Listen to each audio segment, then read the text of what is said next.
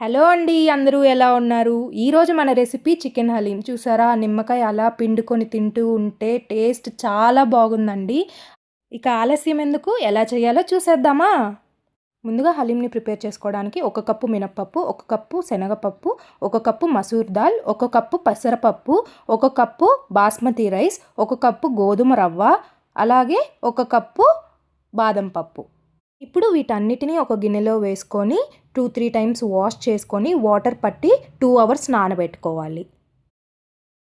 ఇప్పుడు ముక్కాలు కేజీ చికెన్ని తీసుకొని నీట్గా వాష్ చేసుకొని పక్కన పెట్టుకోండి.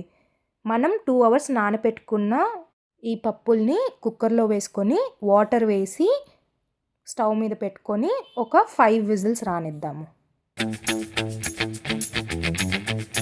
ఇది ఇలా ఉండగా మనము స్టవ్ వెలిగించుకొని ఇంకొక కుక్కర్ పెట్టుకుందాము. ఇప్పుడు ఇందులో కొద్దిగా ఆయిల్ వేసుకోండి. ఆయిల్కి బదులు మీరు కావాలంటే నెయ్యిని కూడా వేసుకోవచ్చు టేస్ట్ కోసం.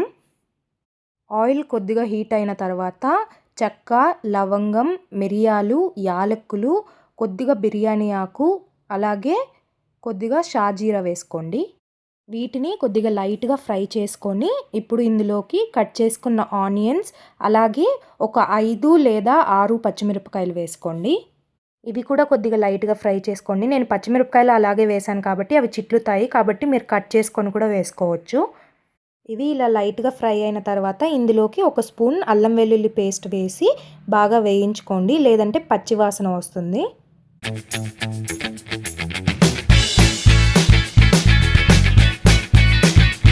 ఇప్పుడు ఇందులోకి మనం కడిగి పెట్టుకున్న చికెన్ ఉంది కదా, అది వేసుకొని ఒకసారి బాగా మిక్స్ చేయండి. ఇప్పుడు ఇందులోకి కొద్దిగా సాల్ట్, అలాగే కొద్దిగా పసుపు వేసుకోండి. ఒకసారి దీన్ని మిక్స్ చేసుకుందాము.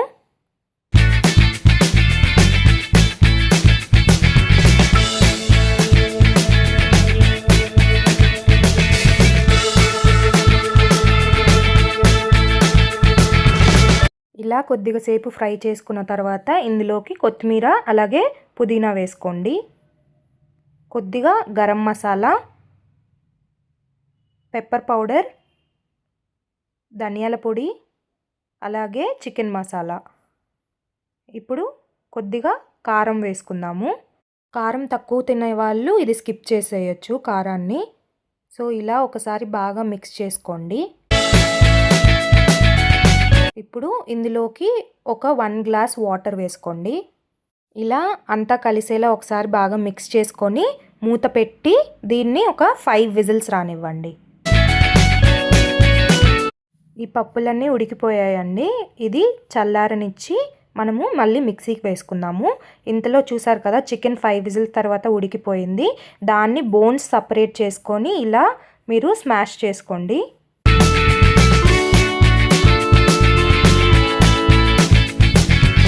చూసారు కదా, చల్లారింది. ఇప్పుడు మనం మిక్సీకి వేసుకొని ఇది మెత్తటి పేస్ట్ లాగా పట్టుకుందాము. ఆ మెత్తటి పేస్ట్ని మనం స్మాష్ చేసుకున్న చికెన్ ఉంది కదా, అందులో వేసుకొని ఇలా పప్పు గుత్తితో ఎనుపుతూ ఉండాలి. చూసారు కదా, ఇలా ఎనిపితేనే మనకి థిక్గా అవుతుంది. ఇది థిక్ అయ్యేంత వరకు మనము ఇలా చేస్తూనే ఉండాలి.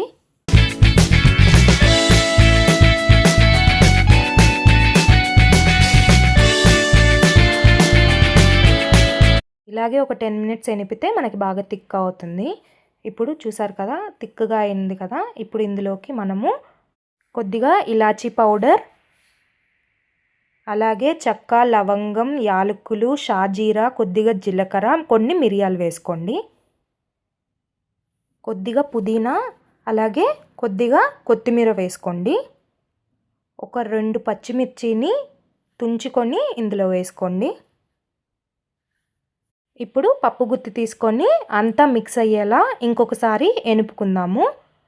చూసారు కదా, ఇలా బాగా మిక్స్ అయ్యేంత వరకు మనము ఎనపాలి, లేదంటే మీకు ఆ ఫ్లేవర్స్ మిక్స్ అవ్వవన్నమాట.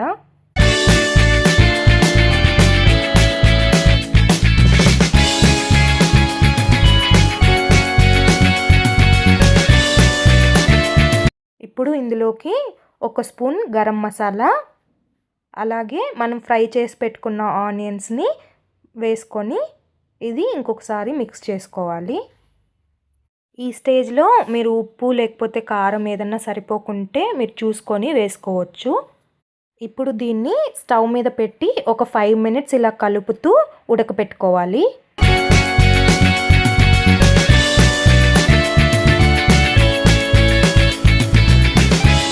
ఇలా ఉడుకుతున్న దాంట్లో పైన కొద్దిగా నెయ్యి వేయండి. నెయ్యి వల్ల టేస్ట్ చాలా బాగుంటుంది. ఒకవేళ మీకు నెయ్యి వద్దు అనుకుంటే అది స్కిప్ చేయొచ్చు. ఇప్పుడు ఇదంతా ఒకసారి కలిసేలా మనము మిక్స్ చేసుకుంటూ అలా కలుపుతూ ఉండాలి. ఈ కన్సిస్టెన్సీ వచ్చేంత వరకు మనము కలుపుతూ ఉండాలి. చూసారు కదా, ఇలా గరిటెతో తీస్తే మీకు ఇలా థిక్గా ఉండాలి. అంతేనండి, పిస్తా హౌస్ స్టైల్లో మన చికెన్ హలీం రెడీ. అందరం హైదరాబాద్కి వెళ్ళి పిస్తా హౌస్లో తినాలంటే కుదరదు కదండి. కాబట్టి మీరు ఇలా ట్రై చేయండి. హలీం పైన కొద్దిగా ఫ్రైడ్ ఆనియన్స్, అలాగే నేను పక్కన ఆయిల్ తీసి పెట్టుకున్నాను. చికెన్ ఉడికిన తర్వాత ఆయిల్ కొద్దిగా వేసుకొని జీడిపప్పు అలాగే నిమ్మకాయ పిండుకొని తింటే ఉంటుందండి టేస్ట్ నెక్స్ట్ లెవెల్ అండి.